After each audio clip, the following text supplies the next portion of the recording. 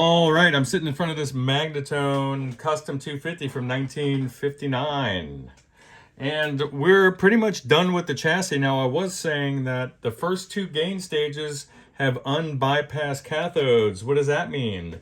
Well, that's part of the key to that sound. If you guys are out there liking that Magnatone sound, part of it is because the unbypassed cathodes do what?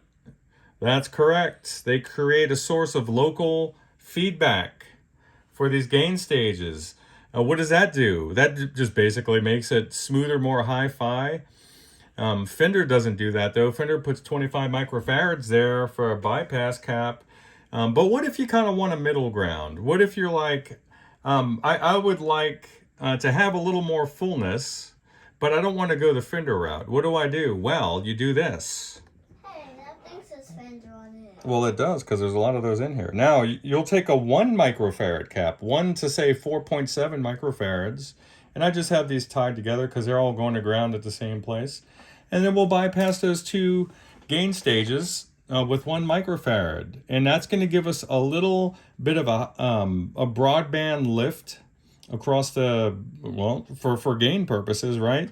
But it's not going to be really for overdrive purposes. It's going to be more of a texture thing. So you'll get to reclaim some lost gain, and then you'll have less of a stiff feel under the fingers.